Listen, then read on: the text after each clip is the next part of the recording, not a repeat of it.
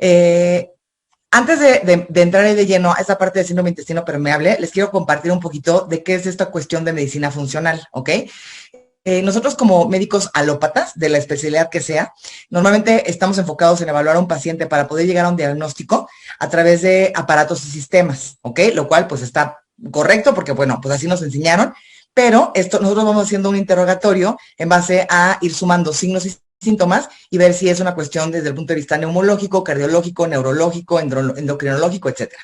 Y en medicina funcional, como les iré explicando, porque se van a dar cuenta que todo va conectado con todo, sí está bien el evaluar los signos y síntomas, pero que no necesariamente un dolor de cabeza no está relacionado a una cuestión de gastritis o una cuestión autoinmune, que sí también está relacionado a una cuestión de trastornos digestivos. Entonces, aquí hablamos más bien de sistemas funcionales y desbalances clínicos, evaluando este tipo de circunstancias, por ejemplo, desde el punto de vista de asimilación, en defensa y reparación, desde el punto de vista energético, en biotransformación y eliminación, que hoy en día pues tenemos una sobrecarga de N cantidad de sustancias, genobióticos, etcétera, que no permiten que nuestro cuerpo elimine las toxinas de forma adecuada. Yo siempre critico mucho esta palabra detox porque siempre he dicho que para eso tenemos un pulmón, un riñón y un hígado, pero desgraciadamente cuando están sobrecargados, pues obviamente empezamos a alterar algunos de nuestros sistemas y entonces esa es la razón por la cual nos vamos a ir dando cuenta que se van uniendo muchísimos de los síntomas y sobre todo a mí me gustaría invitarlas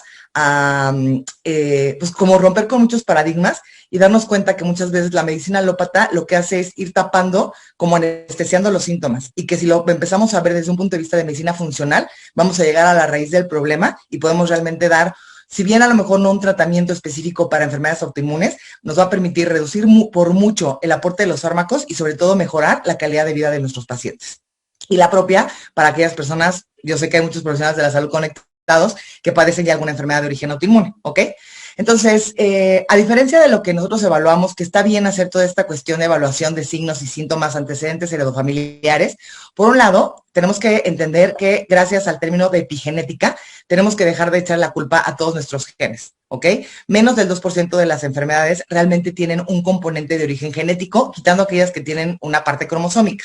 Pero gracias a esta parte de la epigenética, yo puedo tener la carga genética para desarrollar alguna enfermedad, pero si yo trabajo sobre todo mi sistema alrededor, todo mi ambiente, en donde mejoro mis hábitos de alimentación, hago actividad física, procuro bajar el estrés, mejoro mis relaciones interpersonales, todas estas cuestiones me van a ayudar a que entonces, aunque tenga la predisposición de desarrollar la enfermedad, yo voy a poder tener una capacidad importantísima sobre evitar que esta enfermedad realmente se desarrolle a largo plazo, ¿no? Entonces, pensando en la cuestión de dónde viene esta parte de la disbiosis, tiene que ver con la situación que vivimos actualmente, ¿no? No es lo mismo lo que sucedía hace 50 años, cuando no estábamos tan cargados de radiaciones, contaminación, alimentos que hoy son altamente llenos de conservadores y con muy poca carga nutricional, y que hemos ido perdiendo mucha parte de la cuestión de poder nosotros mantenernos en un balance de estrés oxidativo, llevándonos a una situación de un estrés oxidativo crónico. Ahora, desde el punto de vista del intestino permeable, ¿no? Y aquí ya vamos a entrar en materia con el tema, quiero que, y muchos de nosotros sabemos, ¿no? Inclusive aunque no seamos gastros, que si nosotros extendiéramos todo lo que es la mucosa intestinal, prácticamente llenaríamos el equivalente a una cancha de tenis, lo que nos da una capacidad absortiva impresionante. Y por eso tenemos esta capacidad de, pues a veces quienes han padecido alguna situación que requieren resección de alguna parte intestinal, pues tenemos una manera como de compensar hasta cierto punto. Entonces, cuando este intestino se encuentra dañado, realmente no solamente vamos a empezar con manifestaciones de síntomas gastrointestinales, sino que va a impactar en muchos de nuestros otros sistemas. Entonces, para esto vamos a explicar cuáles son los roles desde el punto de vista de medicina funcional, claves a través de los cuales el intestino se va a ver involucrado. Entonces, para esto, aquí yo en esta diapositiva pueden observar cómo hay una como mnemotecnia que se entiende por las siglas que se llaman DIGIN, ¿ok? DIG, la D, habla de digestión y de absorción. La I, con respecto a la permeabilidad intestinal. GOT, que es la G, hablando de la microbiota. Inflamación, y aquí es donde va a entrar en materia la cuestión del sistema inmunológico, y por último lo que sería el sistema nervioso, ¿no? Entonces tenemos, gracias a estas siglas, que vamos a poder entender el impacto que tiene un adecuado funcionamiento del tubo digestivo, más allá de solamente estar con inflamación o con reflujo como con gastritis, sino que va a impactar hasta la posibilidad de desarrollar enfermedades de origen autoinmune, porque hoy te puedo decir que el 80% de las enfermedades autoinmunes tienen un origen a nivel intestinal. Entonces, aquí observamos del lado izquierdo de la pantalla una mucosa intestinal que está íntegra. Pueden ver las vellosidades que están perfectamente alargadas, en donde las células están perfectamente unidas, evitando que haya paso de sustancias que no deberían de pasar, en donde vemos no solamente la célula está íntegra, sino que las vellosidades están enteras. Y desde el punto de vista fisiológico, nosotros tenemos diferentes mecanismos de absorción. Uno que puede ser por vía transcelular, en donde X molécula, sustancia, nutriente, tiene que atravesar la totalidad de la célula intestinal.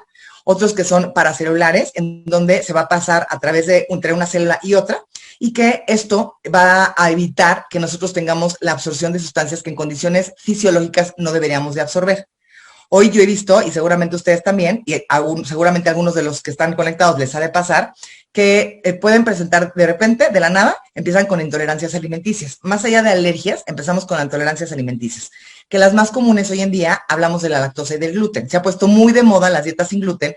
Por un lado, la gente pensando que son dietas hipocalóricas y para nada, porque en muchas ocasiones para tratar de sustituir el gluten incluyen otros alimentos como la papa, entonces no necesariamente son menos calóricos, pero que como pan y me inflamo y entonces a continuación ya soy intolerante al gluten y entonces dejo de comer gluten. Y eso a la larga va a perjudicar las vellosidades porque vellosidad que no se estimula, cualquier cosa que no reciba un estímulo se va a terminar de atrofiar. Y lo mismo sucede con el tema de los lácteos, hablando de que son las dos moléculas que más comúnmente asociamos con temas de inflamación. Entonces, una persona puede iniciar con intolerancia a la leche y de manera inicial solamente es cuando tomas más de 3 vasos y luego ya es con 1 y luego es a los quesos y luego también es a la crema, yogur, total que al rato dice los lácteos me caen fatal. Y al rato ya no nada más son los lácteos, empieza con temas de gluten o puede empezar al revés, ¿no? Y llega un punto en el que el paciente dice, ya todo lo que me como me inflama, porque entonces esta situación de disbiosis va avanzando. Del lado derecho pueden observar cuando tenemos una situación de intestino permeable, que ya es la expresión máxima de la disbiosis. Disbiosis, entiéndase como una alteración en el balance de lo que es la flora bacteriana, que en condiciones comunes lo que más nos va a presentar van a ser cuestiones de síntomas gastrointestinales. Pero cuando esta disbiosis va avanzando, termina siendo un síndrome de intestino permeable y entonces ya tenemos síntomas también a nivel sistémico. Entonces, aquí del lado derecho pueden observar cómo la célula se ve más pequeñita, en donde las uniones paracelulares se han visto afectadas y esto va a permitir el paso de ciertos lipopolisacáridos de las bacterias que, insisto, en condiciones normales no deberían de pasar. Si nosotros pensamos solamente en la cuestión de los lácteos y del gluten, aparentemente no va más allá de la cuestión de generarnos síntomas gastrointestinales. Pero la barrera intestinal funciona justamente como un sistema de defensa, de forma tal que tiene que estar lo suficientemente activa para podernos defender de alguna otra agente agresor, pero tampoco tiene que estar tan activa que entonces activa nuestro sistema inmune, degenerando en problemas de intolerancias alimenticias, choque anafiláctico o alergias y enfermedades autoinmunes, que la activación máxima del sistema autoinmune, la expresión máxima, es justamente cuando se desarrollan enfermedades de origen autoinmune. Entonces, considerando esta parte, cuando nosotros empezamos a tener una falla en esta barrera intestinal, quiero que piensen que la piel, nosotros tenemos la piel expuesta todo el tiempo, entre comillas, pero está continua, por lo tanto está cerrada, a menos de que haya una herida. La mucosa, a diferencia de la piel, está expuesta todo el tiempo, pues porque todo el tiempo estamos ingiriendo cosas, ¿no? Alimentos, conservadores, etcétera, pero entonces ahí es cuando empezamos a desarrollar la posibilidad de desbalancear nuestra flora bacteriana y que entonces desarrollemos en algún punto síndrome de intestino permeable, permitiendo el paso de estas sustancias que son inflamatorias, lleguen al torrente sanguíneo y entonces activando todo nuestro sistema inmune y desarrollando problemas de inflamación también de origen crónico. Creo que por aquí no sé si alguien me hizo una pregunta. Ah, no, es Laura que le pone haciendo preguntas. Perfecto. Entonces, ¿qué situación es la que lo presenta o cuál es la situación que lo agrava? Nosotros tenemos una flora bacteriana con la cual nacemos y esta flora bacteriana se va a ir modificando en el transcurso de la vida. Hoy sabemos que es tan importante que lo ideal sería que un bebé naciera vía parto vaginal. Cuando no se puede, en un parto humanizado, se debe de tomar parte de la secreción de la vagina de la mamá e impregnar al bebé para que desde ahí empiece a desarrollar un adecuado sistema inmunológico.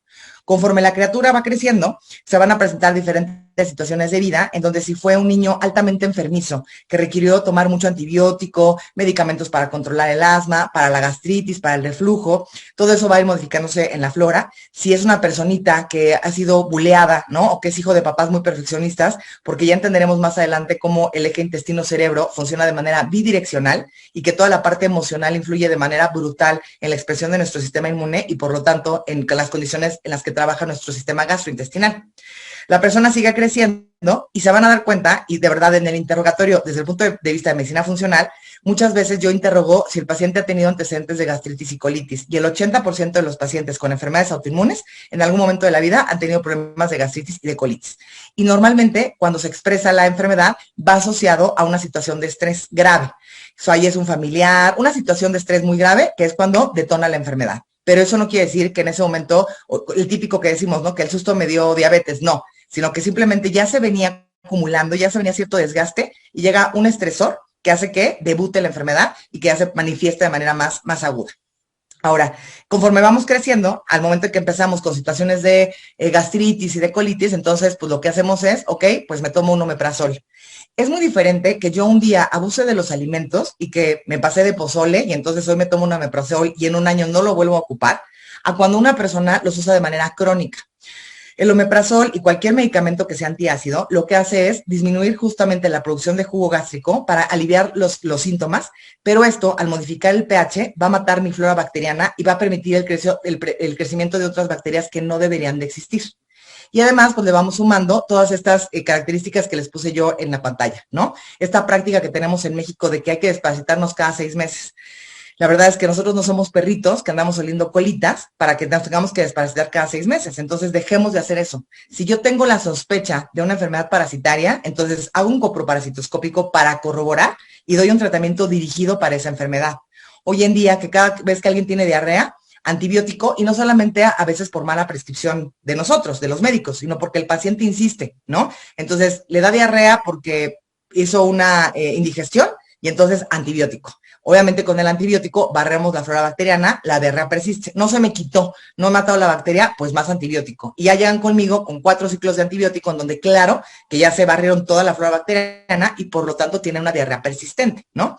Medicamentos que utilizamos como derivados de cortisona, todo lo que es de esteroides va a afectar el desarrollo de la flora bacteriana, hormonas, cualquier tratamiento ya sea como anticonceptivo, para tratamiento de infertilidad, que hoy también estamos viendo casos cada vez en edades más tempranas, como tratamiento de menopausia, porque bueno, obviamente esto no tiene edad, ¿no? El paciente puede cursar con disbiosis por muchos años y de repente presentar síndrome de intestino permeable, o sea, no es una característica de gente joven.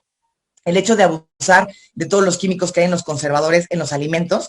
¿Cuántos productos conocemos en el súper que, pues, dice caducidad en 3 años? O sea, ¿qué cantidad de conservadores le pondrán y qué tendrá de alimentos para que realmente no se eche a perder y dure 3 años? Y eso es lo que estamos consumiendo, ¿ok?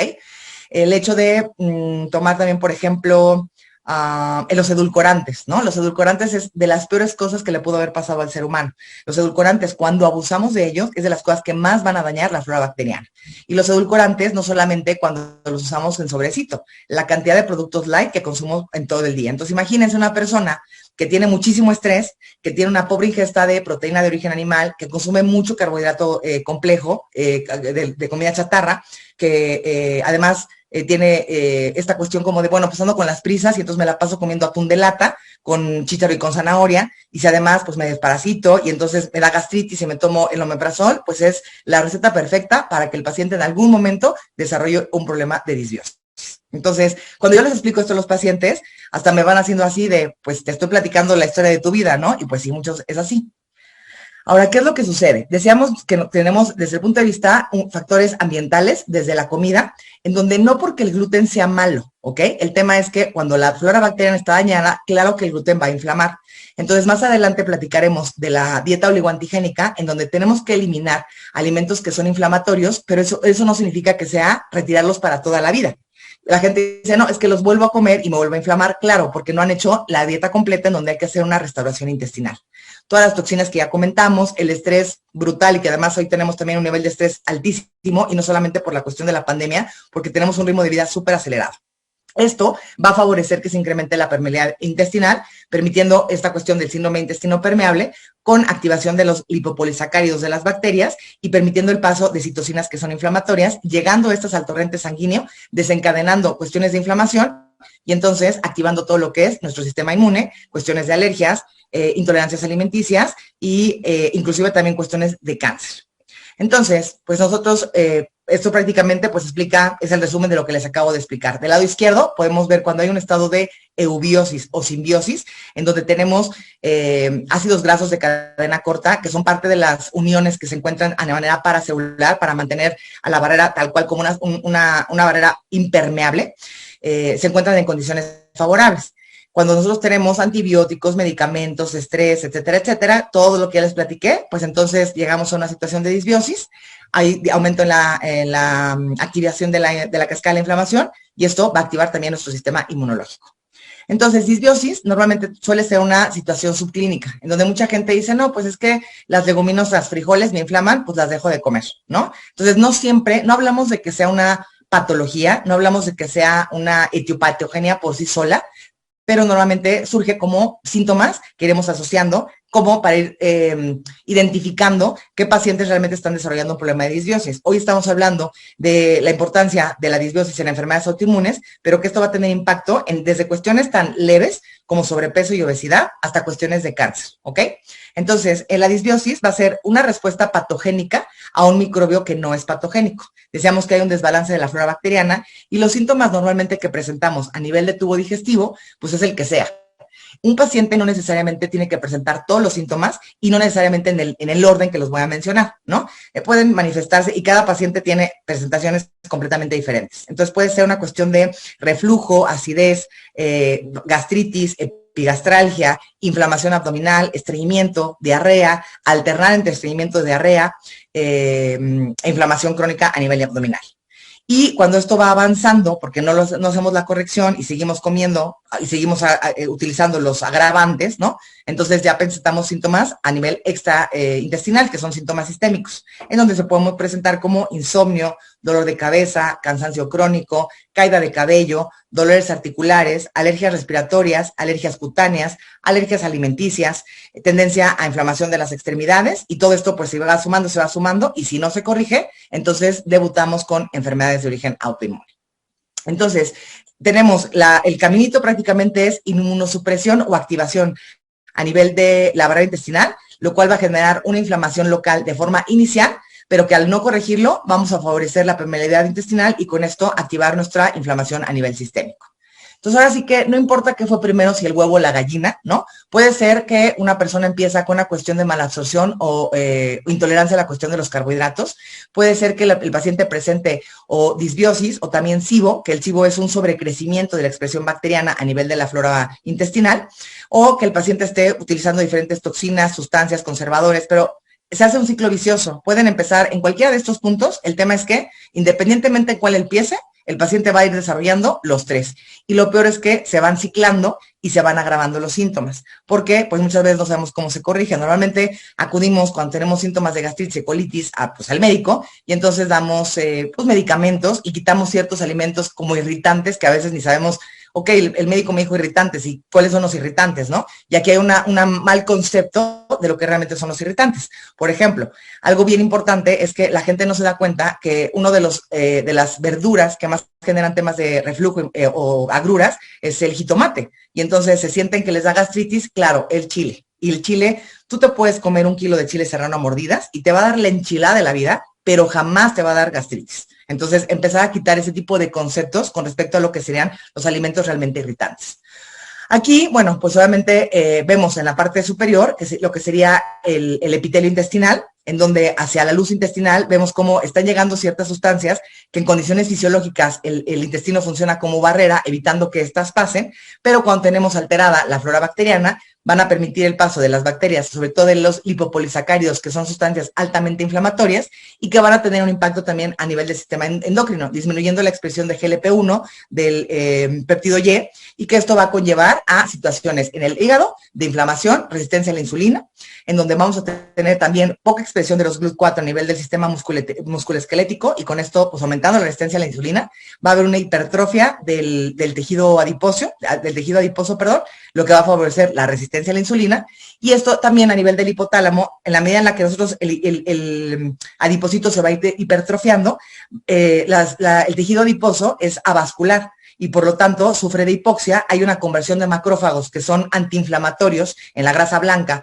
con incremento de la grasa parda, y se incrementa la producción de macrófagos que son proinflamatorios, favoreciendo la producción de ciertas citocinas. Esto es importante desde el punto de vista de enfermedades. Obviamente la parte metabólica no me voy a ahondar, no voy a profundizar aquí en el día de hoy, pero también tiene que ver que muchas veces los pacientes con enfermedades autoinmunes utilizan esteroides y que le achacan el tema del subir de peso al esteroide, y no es que no lo quiera yo justificar, ¿no? Colegas, quienes la hayan vivido, la verdad yo no, entonces no quiero demeritar eso, pero simplemente también entender que aunque no hayas consumido esteroides, o que los esteroides también contribuyen y favorecen más la cuestión del intestino permeable, y que más allá de solamente es que solo el esteroide me hinchó, no, sino que el mismo hecho de tener intestino permeable va a favorecer un incremento de los depósitos de tejido graso, y que esto a su vez va a hacer que el paciente suba de peso, y el incrementar de peso a expensas de masa grasa va a aumentar la producción de citocinas inflamatorias, perpetuando los síntomas de dolor, sobre todo en todas las enfermedades autoinmunes. Y aquí puede ser que sea una persona delgada, que para eso es muy importante siempre hacer una medición de composición corporal, porque puede ser que sea su genética le haya visto favorecida, no suben de peso, pero cuando hacemos una composición corporal resulta que no tienen nada de músculo y tienen muchísimo tejido adiposo.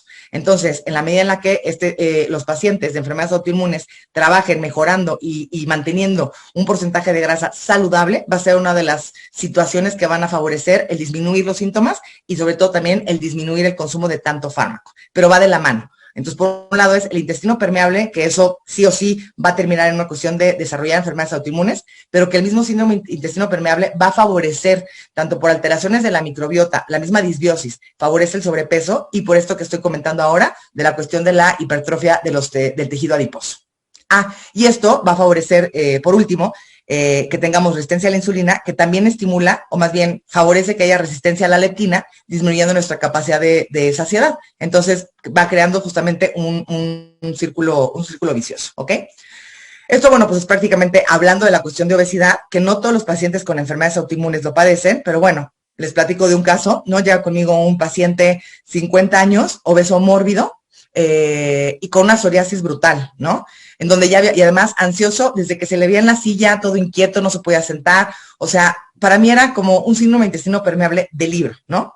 Y al momento en que empezamos a platicar, él estaba dispuesto ahora sí a hacer de todo. Entonces fue un abordaje combinado en donde la intención fue quitar alimentos que inflaman, restaurar el intestino, y por eso también matar dos pájaros de un tiro, en donde el simple hecho de que yo restaure el intestino permite que haya una pérdida de peso mucho más fácil, porque muchas veces la misma disbiosis limita que el paciente pueda perder peso, y que a su vez, al perder peso, al perder grasa, vamos a mejorar todos los síntomas. Entonces, va muy de la mano, no digo que todos los pacientes, pero es muy común que en mi práctica, a lo mejor yo como internista los veo como más común, que pacientes con enfermedades autoinmunes, ya sea porque se ven a nivel macroscópico obesos, o cuando hacemos composición corporal, resulta que sí tienen un incremento del porcentaje de grasa, ¿ok?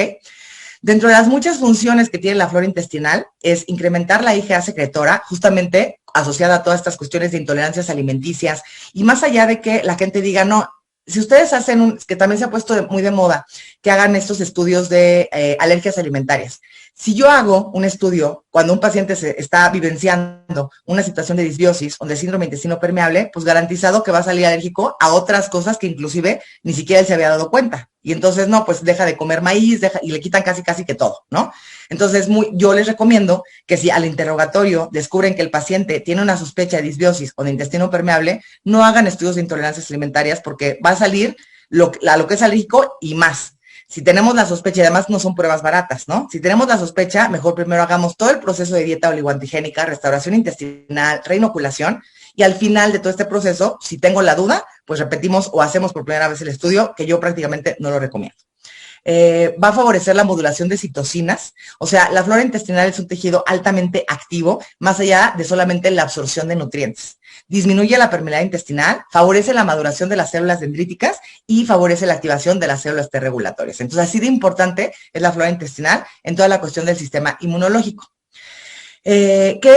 ¿Cuáles son las funciones específicas que va a hacer la microbiota? Por un lado, va a evitar el crecimiento de bacterias patógenas, ya que al modificar el pH de forma positiva, es decir, el pH gástrico tiene la función de ser ácido para que nosotros podamos tener una adecuada activación de las enzimas digestivas con respecto a la absorción de las proteínas.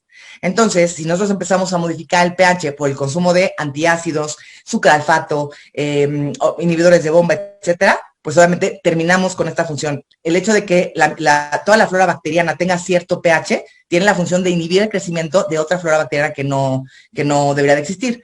Y aquí lo voy a hacer hasta como un poquito de broma. Seguramente han escuchado, no, pues es que yo me tomo mi shot de limón con bicarbonato, ¿no? O vamos a tratar de alcalinizar el organismo. Así digo, bendito que tenemos un pulmón y un riñón que actúan a manera de buffer para que aunque yo me tome 8 kilos de bicarbonato, jamás se va a alcalinizar mi pH. Es muy diferente que yo busque el alcalinizar o acidificar la orina por una cuestión de infección de vías urinarias de repetición, que esa es otra historia, pero que jamás, gracias a que tenemos un riñón y un pulmón que funcionan, ahí sí no hablando del detox, pero sí hablando de buffers, en cuanto a aumento en la producción de bicarbonato o disminución del mismo o de CO2, dependiendo sea el caso, si el paciente está tendiente a la acidosis o a la alcalosis, pero gracias a esto el pH jamás se va a modificar. Y que cuando la gente me dice, ¿me puedo seguir tomando mi shot? ¿No? Yo les digo, ok, si tú te levantas en la mañana con un súper antojo de agua caliente con limón, que ahorita que te lo cuento, hasta te duele aquí porque ya estás salivando, entonces sí, tómatelo porque eso empieza a activar todo el proceso digestivo y empezamos la activación de las enzimas, lo cual está perfecto. Pero si lo haces por una cuestión de creyendo porque además limón con bicarbonato, pues uno es ácido y otro es alcalino, no entiendo cuál es, o sea, de dónde surgieron estos mitos de abuelita, pero bueno, dejemos de promoverlo. Insisto, si a ti te encanta tomártelo porque te lo saboreas y te sabe delicioso, súper, porque te va a ayudar para el proceso de digestión, pero no tiene ningún impacto, ni negativo ni positivo.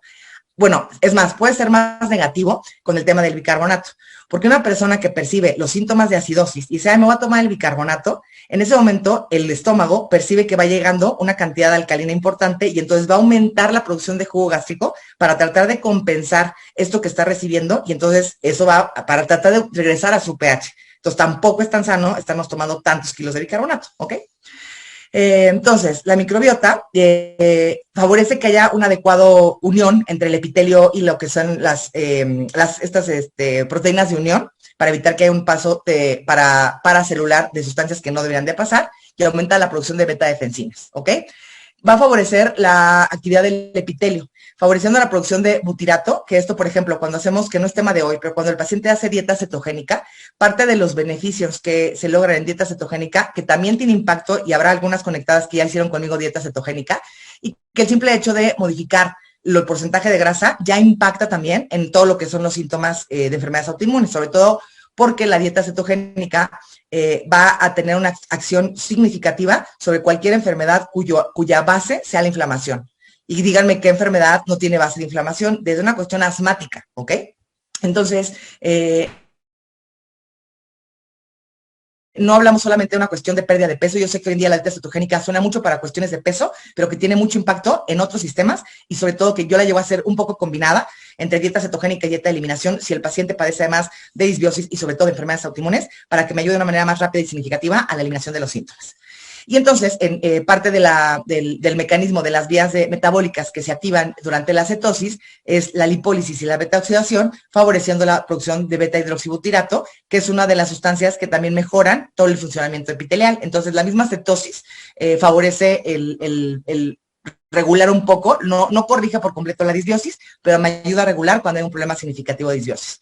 Aumenta la misma curación, la cicatrización de la mucosa, favorece la producción de moco, disminuye la apoptosis para que las células no se estén teniendo que reparar de forma tan seguida.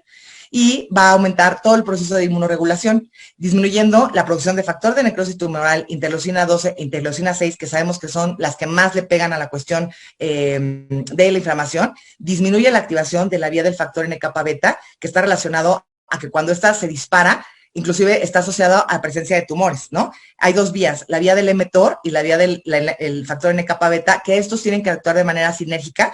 Una nos lleva al estado catabólico y otra nos lleva a un estado anabólico. Y entonces, si yo estoy perdiendo masa muscular porque estoy en una terapia intensiva, en un proceso de sepsis, pues obviamente se va a activar una de las vías para favorecer o evitar, contrarrestar que yo siga en un estado catabólico. Y al contrario, si hay una proliferación exagerada de alguna glándula, lo que va a hacer es frenar a la vía para que no derive esto en un tumor. Entonces, es una regulación que el cuerpo, pues es maravilloso cuando funciona bien y sobre todo, si nosotros le damos la materia prima que el cuerpo necesita para poder trabajar, podemos llegar a tener un mejor balance de todos nuestros sistemas. Y el impacto que tiene a nivel del sistema nervioso, en donde el sistema, el cerebro y el intestino están súper conectados. No por nada dicen que el intestino es el segundo cerebro, ¿no? Si yo te digo hoy que cuando tú te emocionas, cuando tú te enamoras, cuando tú estás súper contento, ¿dónde sentimos la emoción? Pues inmediatamente se va al intestino, ¿no? Las típicas maripositas en el estómago. Entonces, iba a trabajar a manera bidireccional. Y lo mismo, aquí no importa qué fue primero, si el huevo o la gallina. Puede ser que la persona haya empezado con síntomas gastrointestinales, derivado de abuso de antiácidos, baja consumo de proteína animal, abuso de los edulcorantes, etcétera, pero que esto va a disminuir la producción de ciertos neurotransmisores y entonces el paciente va a presentar ansiedad y la ansiedad va a hacer que el paciente produzca aumento en la producción de ácido clorhídrico y entonces mayor síntomas, tengo más acidez, tengo más reflujo y entonces me siento más ansioso y entonces caemos en un ciclo vicioso. Por eso decía, yo no importa qué fue primero, si empezó aquí o empezó acá, el tema es que hay que cortarlo en algún punto y tratarlo de corregir. En este vía se trabaja sobre el sistema nervioso entérico, activando al vago, y las células enterocromafines que están encargadas de producción de serotonina. Nosotros tenemos el 95% de la producción de nuestro triptófano viene a partir del intestino. El triptófano es el precursor de la serotonina, por lo tanto, si el paciente no tiene triptófano, no hay producción de serotonina, tendencia a ansiedad y a depresión, y si no hay serotonina, tampoco podemos producir melatonina y por lo tanto empezamos con una cuestión de insomnio, donde el paciente tiene cansancio crónico, está ansioso todo el tiempo y lo peor es que tampoco puede descansar. Aquí no me puedo extender, ¿no? Porque, bueno, yo podría hablar de este tema 4 horas, ¿no? Pero hay cepas que trabajan de manera específica en la producción de ciertas sustancias. Por ejemplo, el Lactobacillus reuteri va a favorecer la producción del triptófano y de manera conjunta, va a favorecer la reprogramación de las células linfocitos CD4, que van a tener una actividad importante en todo lo que es nuestro sistema inmunológico. Entonces, no se trata solamente de tomarme cualquier probiótico. Específicamente para lo que es enfermedades autoinmunes, lo ideal es que tengan cuando menos 2 cepas, que ya lo tocaré un poquito cuando hable del tratamiento, y existen cepas específicas como Lactobacillus reuteri, Lactobacillus rhamnosus, Akkermansia, que son cepas que están muy, muy bien estudiadas y que favorecen la producción de los ácidos grasos de cadena corta, que son parte de las proteínas de unión, evitando que haya una translocación bacteriana, evitando que pasen moléculas pues, que no deberían de pasar en condiciones fisiológicas, ¿ok? Ahora, no solamente se trata de pensar en una cuestión de, ansiedad y depresión. Así como tenemos una barrera intestinal, también tenemos una barrera hematoencefálica. Y si esta barrera se está viendo comprometida, porque no porque funcione como las células intestinales, porque no hay vellosidades, es simplemente, está la endotoxemia, está la inflamación que tenemos circulando, que esto va a llevar a que empecen con síntomas leves, que la ansiedad, la depresión no es leve y no se la deseo a nadie, pero que también tengamos una posibilidad de expresión de enfermedades psiquiátricas como esquizofrenia. Entonces, del lado izquierdo tenemos la imagen de un paciente que es sano, en donde podemos ver que tenemos una mucosa intestinal perfectamente íntegra, por lo tanto, la respuesta inmunológica es la fisiológica, hay una adecuada producción de neurotransmisores, tenemos una eubiosis, es decir, la flora bacteriana se mantiene en niveles adecuados, es un paciente que lleva una dieta saludable y por lo tanto no hay aumento de la endotoxina en sangre y por lo tanto tenemos un adecuado funcionamiento a nivel del sistema nervioso central. ¿Qué sucede en el paciente obeso, no? Y no importa que haya sido primero, puede ser que el paciente haya subido de peso y que esto alteró la microbiota o que tomó demasiado antibiótico, se alteró su microbiota y esto hizo que subiera de peso. Insisto, no importa qué fue primero. El tema es que aquí tenemos una microbiota alterada, en donde ya no tenemos eubiosis, tenemos una flora bacteriana que se encuentra desbalanceada, sobre todo la relación entre los firmicutes y los bacteroidetes, que esto va a favorecer el síndrome de intestino permeable o leaky gut, permitiendo el paso de bacterias, activando todo nuestro sistema inmunológico, activando todo nuestro sistema inflamatorio, y esto también condiciona neuroinflamación, favoreciendo ansiedad, depresión, un poquito más de sensibilidad al estrés, y que esto además también va a hacer que tengamos menor producción de neurotransmisores, y entonces se va haciendo toda una cadenita. Aquí radica mucho la importancia del consumo de un adecuado, más bien de una cantidad adecuada de consumo de proteína animal. No tengo nada en contra de los veganos y espero que no haya ningún vegano en la sala. El tener una dieta vegana aumenta el riesgo de intestino permeable sí o sí, independientemente de que suplementen, porque una manera de, la diferencia de la proteína animal es que la proteína animal es proteína de alto valor biológico, que esto quiere decir que tiene todos los aminoácidos que el cuerpo no produce, a diferencia de la proteína vegetal, que necesitamos hacer muchas combinaciones, y las combinaciones normalmente son de sustancias o de alimentos que tienden a inflamar, como son leguminosas, garbanzos, que son ricos en proteína, sí, proteína vegetal, que lo tanto no es una proteína completa, y que esto mismo me va a generar inflamación a nivel intestinal. Entonces, pues espero no haber espantado a ningún vegano, pero la verdad es que fuera de que sea una cuestión de una creencia religiosa, la verdad es que considero que son modas y que no necesariamente van de la mano con algo sano. Aquí está lo que les comentaba del triptofano, de cómo va su evolución a la producción de hasta melatonina, y que bueno, hay muchísimos artículos que ya hoy hablan de la activación y la translocación de los lipopolisacáridos a nivel de todo lo que es el torrente sanguíneo, favoreciendo alteraciones del comportamiento y también favoreciendo la expresión de obesidad, alergias, enfermedades autoinmunes, enfermedades inflamatorias. Y no hablo del síndrome de intestino irritable, hablo de enfermedad como CUSI y de Crohn, que pues a final de cuentas también tienen un trastorno, por supuesto, de origen autoinmune, ¿ok?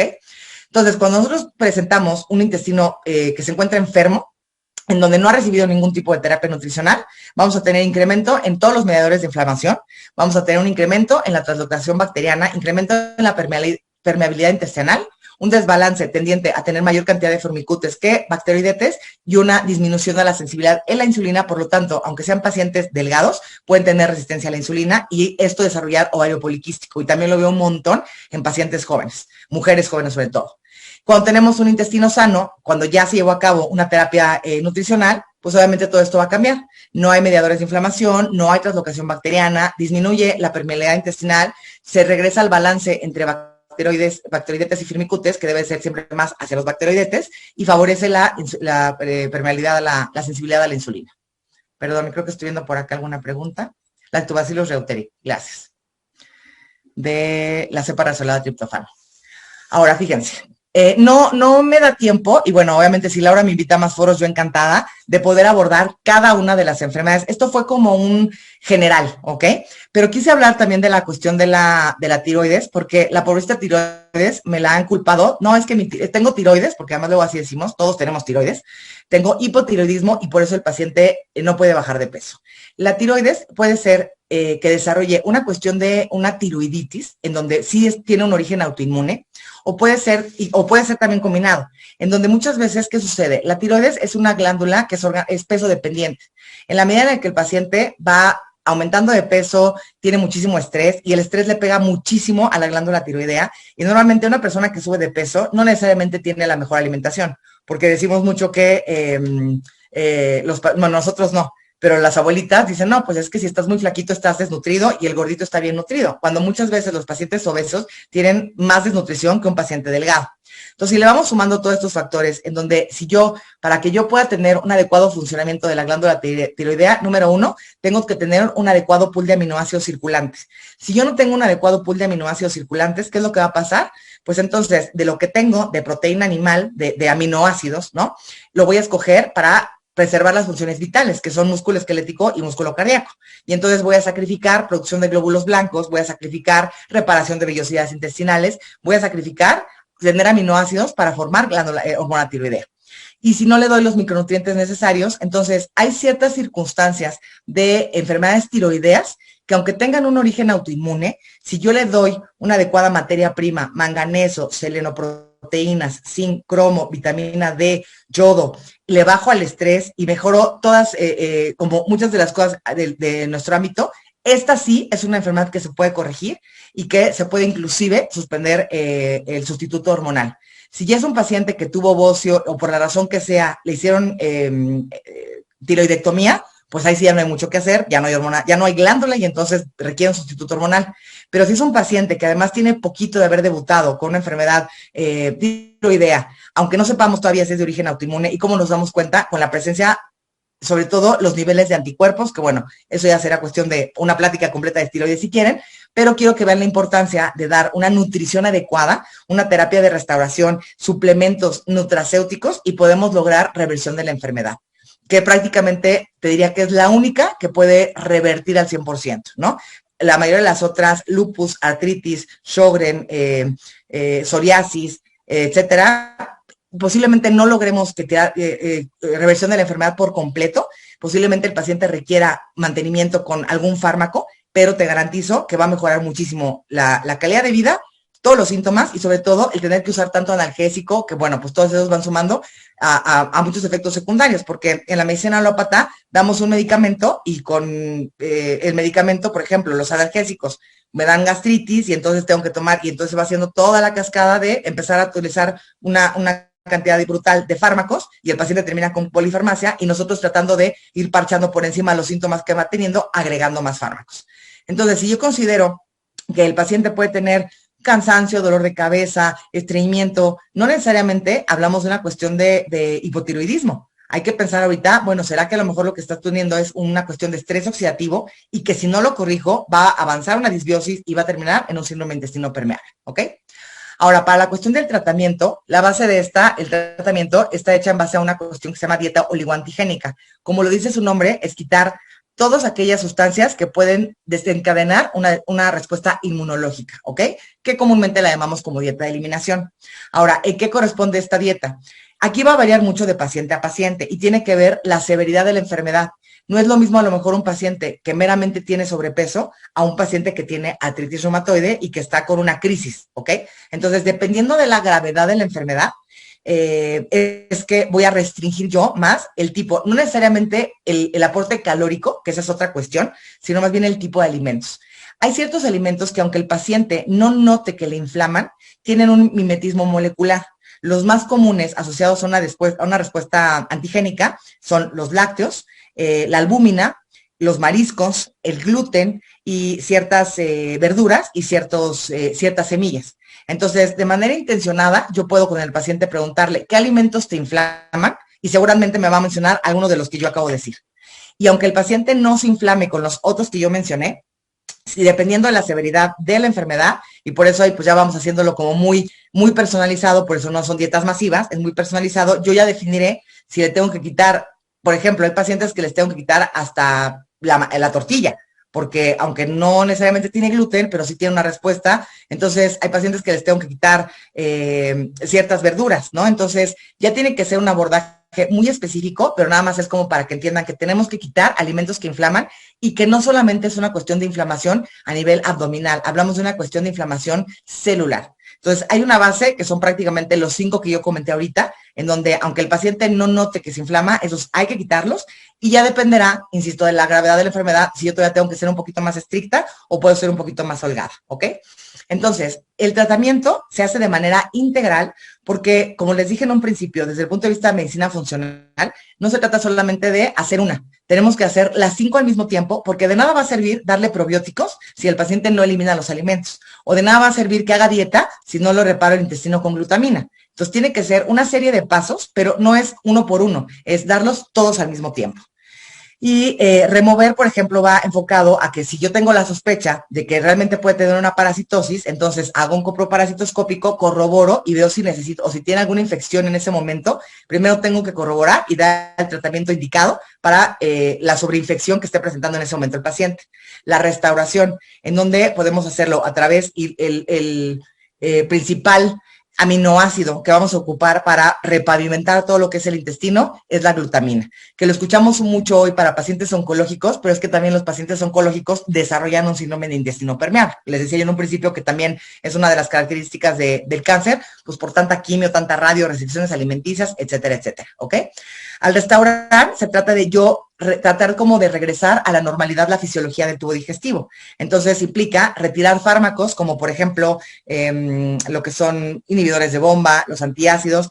Es que si me lo tomo te puedo volver a tener gastritis. Sí, por cómo estabas tú comiendo. Entonces, en la dieta oligoantigénica no solamente es quitar los alimentos que yo mencioné ahorita, esos son como la base. Pero sin que lleguemos a ser orgánicos, se trata de cuando menos, por un periodo de 3 semanas, porque realmente para que la dieta tenga un buen impacto y empecemos a resolver de raíz, tiene que ser un mínimo, un periodo de 3 semanas. Es sí quitar estos 5, pero además tratar de hacerlo lo más natural posible. Evitar enlatados, evitar conservadores, obviamente adiós los edulcorantes. La cafeína no está no está tan satanizada, pero evitemos que sea lo primero que caiga al estómago, que sea la cafeína, y también dependerá de la gravedad, ¿no? Si es una enfermedad muy grave, pues a lo mejor hasta la cafeína se tiene que ir, el alcohol, una cosa es que nosotros consumamos y recomendemos frutas que tienen azúcar natural, pero ni edulcorantes ni azúcares naturales, ¿no? O sea, azúcar blanca, mascabado, etcétera. Podemos endulzar con mielecita, en fin. Y es toda una serie de recomendaciones que yo le voy dando al paciente. Remover aquellas cosas, hablando de quitar los alimentos, restaurar, en donde si yo tengo que dar glutamina, tengo que dar fitonutrientes, tengo que dar antioxidantes, tengo que dar ciertas vitaminas para que me ayude al desarrollo o al crecimiento de las de las vellosidades intestinales, perdón. La vitamina D tiene un impacto brutal en las enfermedades autoinmunes, y qué bueno, me da mucho gusto ver que ya cada vez más de mis colegas piden evaluación de vitamina D para poderla suplementar. La vitamina D funciona más como hormona que vitamina, y no funciona solamente en cuestiones de enfermedades autoinmunes, sino también tiene que ver con sobrepeso y obesidad. Reinocular, en donde si yo tengo que restablecer la flora bacteriana, ok, ¿con qué lactobacilos, con qué cepas? No nada más es me tomo un Yakult, que eso es un pobre lactobacilo ahí perdido y que no sirve de nada, y que muchas veces los que encontramos de forma comercial en la farmacia, yo veo y de verdad que me da risa. No, pues es que tengo diarrea desde hace 5 meses y estoy tomando enterogermina, ¿no? La enterogermina, el sinoverase, que tienen una cantidad ridícula.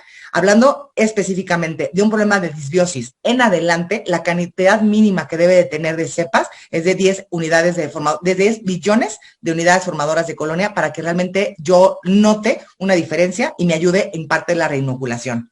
Si es un paciente que ha tomado por mucho tiempo inhibidores de bomba, o en los abuelitos que desarrollan gastritis atrófica y que ya no tienen una adecuada producción de ácido clorhídrico, pues entonces le puedo dar tabletas de ácido hipoclorhídrico, o algunos pacientes van a requerir también el apoyo de enzimas digestivas. La reparación, pues es en base a glutamina, los antioxidantes y todo esto, y la parte del rebalanceo es invitar a los pacientes a que tienen que mejorar su estilo de vida, porque de nada va a servir que yo la apoye en total con cuestión de nutrición, con cuestión de suplementos, con cuestión de alimentación, si el paciente no me ayuda en la cuestión de bajarle al estrés.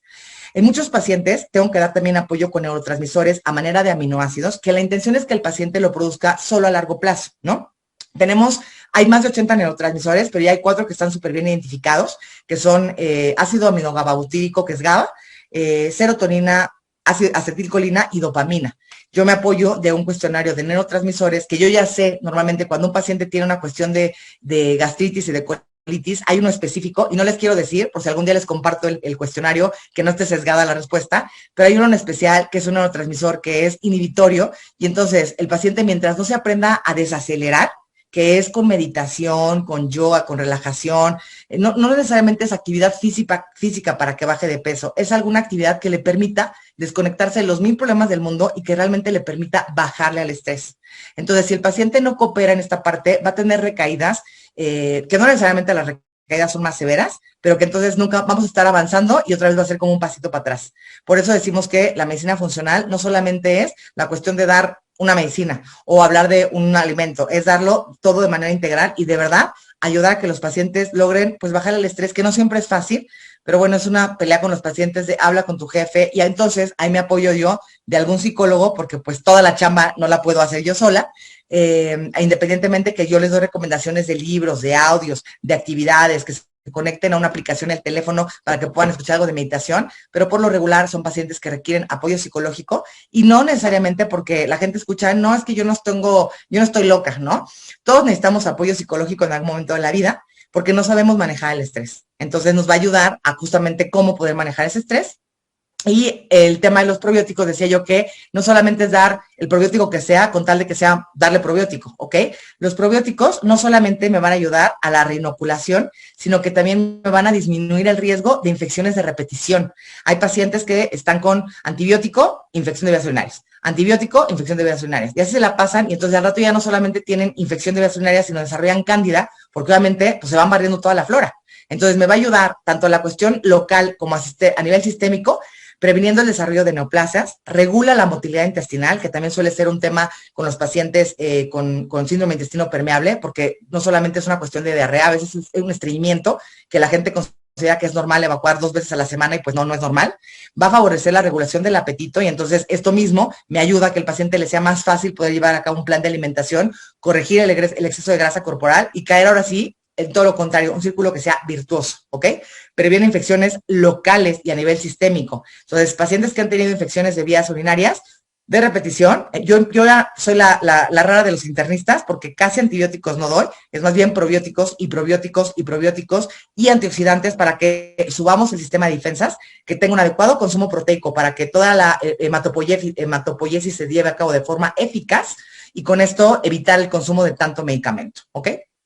La vitamina D, pues bueno, forma parte importante de la restauración de la mucosa intestinal, pero que también cuando hay deficiencia se asocia a peor deterioro de las enfermedades autoinmunes y también está asociado a algunos tipos de cáncer de mama, por ejemplo, o cáncer de próstata también.